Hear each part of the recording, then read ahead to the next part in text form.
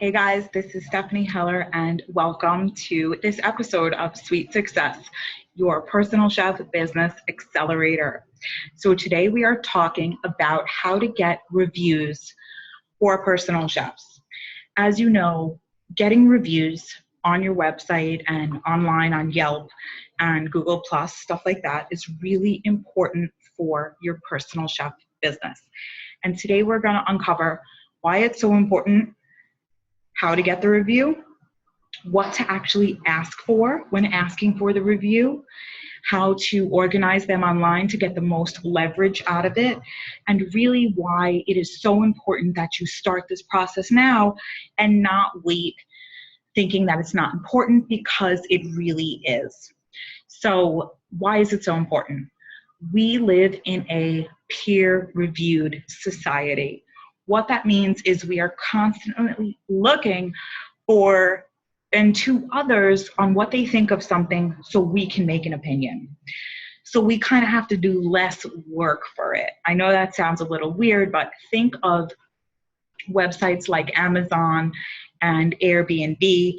These are heavily reviewed sites where people specifically come there and read the reviews on a certain product or service, and they make a decision based on somebody else's experience. We do it all the time, consciously, unconsciously. You might like it, you might not. It actually doesn't matter. As a personal chef, somebody else's experience with your service gives people the kind of the okay, and the it's okay to spend this type of money because it worked out for somebody else, so I'm going to do it too. It's like when you go for a job interview and they ask for a reference of a previous employer. They want to see how you worked at another company so they can gauge your possible performance here. This is the same thing.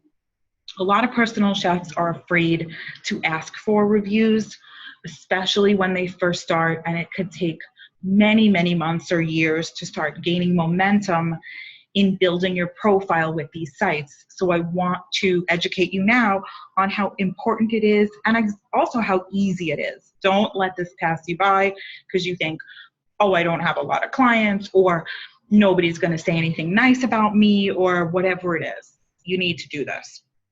So think about, if you're not in this game, your sales and your inquiries are going to suffer, period.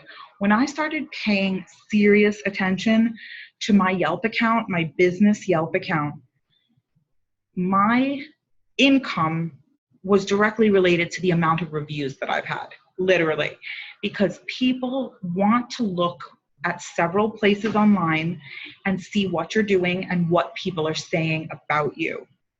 So who's looking at them is really important. And the question of who's looking at them, to them, is everyone. Literally, there isn't somebody out there, except if they are very old and don't use a computer, or very, very young and can't even make a purchase. Everyone's looking at these, whether they scroll through it quickly or they're sitting there clocking your Yelp account, reading every single review. Everyone wants to know what they're in for.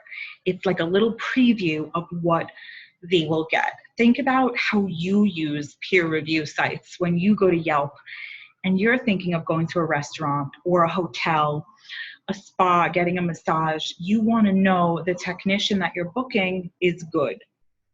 That's how people use it. A lot of personal chefs are also stuck on, I get clients from word of mouth and I don't need any of these reviews.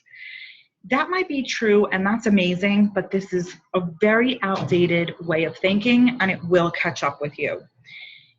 Word of mouth is amazing. You can build $1 million business on it, but it will not withstand the test of time. The internet and online communication and reviewing of other businesses and services is a huge component in our daily life. And if you just rely on word of mouth, you are missing out hugely on sales, and you're definitely missing out on tons of inquiries, which are people inquiring about your service. That's how people are going to find you. They're usually going to find you online. So What happens is the prospect is searching for you online, they read a couple reviews, and they are taken from inquiry, meaning calling you and reaching out to you, to client at a much faster speed. It is literally light speed, because after they've read your reviews and they get on the phone with you, you are doing no selling. I never convince anybody to use the service. I never sell myself short, give discounts, or undersell myself, because they are already pre-sold by the time they get on the phone with me. And I don't even ask. I don't even say, did you read my Yelp reviews? I know by their inquiry that they have. So here's what platforms I suggest to use. The first and most important, hands down, is Yelp. Good or bad, they're the leader. They are monopolizing the market on this, and there is not a close second. You need to go to Yelp and open a business page for your personal chef service. It is not your personal account where you're reviewing other people. This is a separate business page. You'll have a separate login. You will have to upload photos, your business description, and this should match your other social media platforms as well. I talked about that in another video. Check that out. Everything needs to match. Be very clear, be very concise, and just plant the seed. You don't wait till you have 30 reviews and then sign up with Yelp. You need to sign up with Yelp first, get your account going, get used to the platform, and then you'll start accumulating reviews. Not even a close second, but possibly on your radar, if you're tech savvy, could be Google+. And the reason why people like Google+ these days is because Google+ ties your reviews and your usage of your business page to your business listing and a map. So all those things are connected with SEO, search engine optimization. It's a little more technical than we're going into now. Google+ is a good one to keep on your radar. Two that I do not like and that I don't suggest are Angie's List and Thumbtack. These are both types of clearinghouses for personal chefs to list their services, and you're not really building a unique brand or traffic for yourself. When you use Yelp, you're driving them directly to your website. When you're on Thumbtack or Angie's List, they can book you through those sites at a discounted rate. You might be in front of a different type of traffic, a lower quality traffic that is looking on price. It's just not my suggestion. If you pick only one of these platforms, it must be Yelp. Focus on that. It's the gold standard, like I said. How to get the review. The number one thing that people avoid is asking. I know that sounds crazy. You need to ask for the review. It is not intuitive. People are usually not just going to do it. It's even if somebody is absolutely in love with you, you changed their life, you did their wedding, they might not even know that you want a review. You have to ask. And how you ask is important. You must be clear on what you want. The way we phrase it, and we're not asking for a positive review. What we're asking for, this is literally what we say in a phone call, in an email, and a couple different ways I'll go over. We say, I would love if you could share your experience with Ripe Personal Chef Services to our community. That's it. People want to know what other people think, and it makes the client feel important that their experience is worthwhile and will help others. We do not ask for a positive review. We do not feed them what to say. We don't pressure them or bully them. We want them to share their experience, and you must ask for this.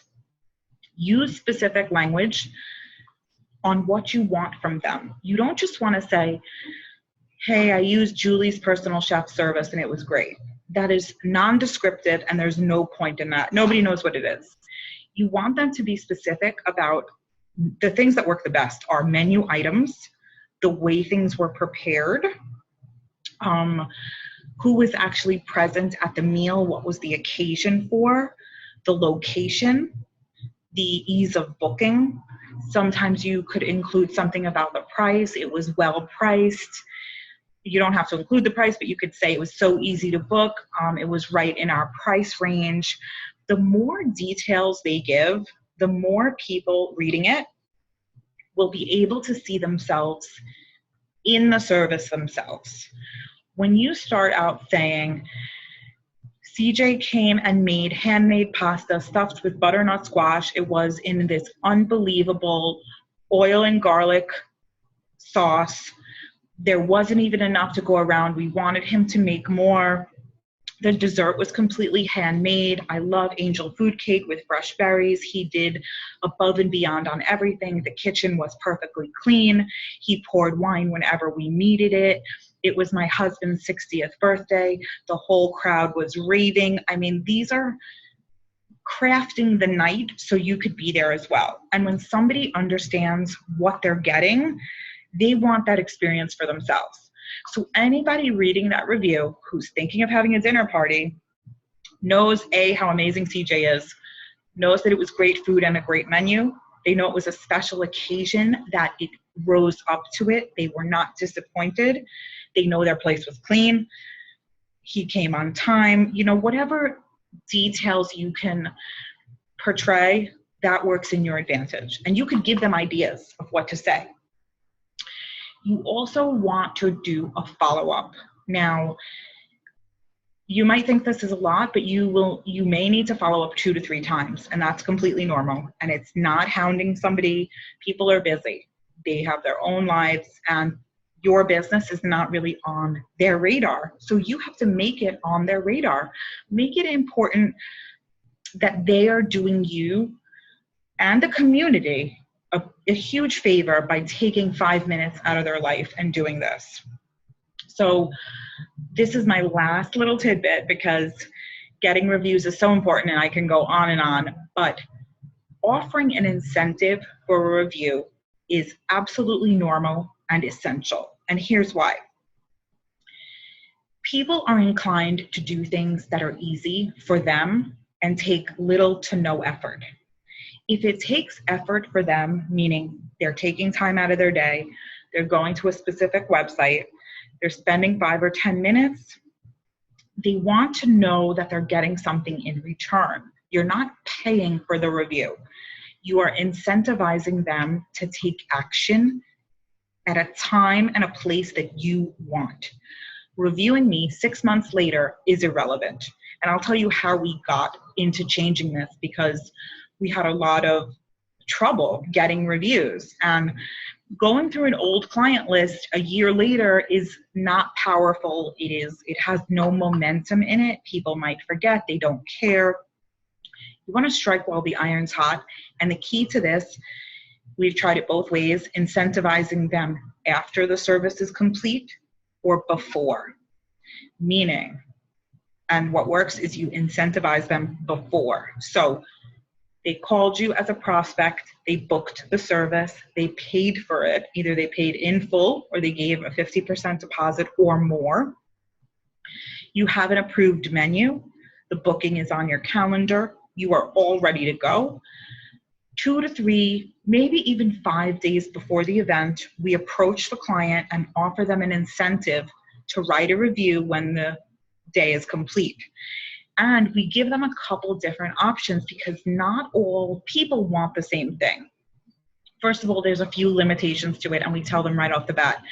If your review is not posted within 48 hours of the service, whatever they got will be revoked, meaning they will either be charged for it, their discount will revert, whatever it is. So some things that we've offered with amazing success, and you could try these too, is a free bottle of wine.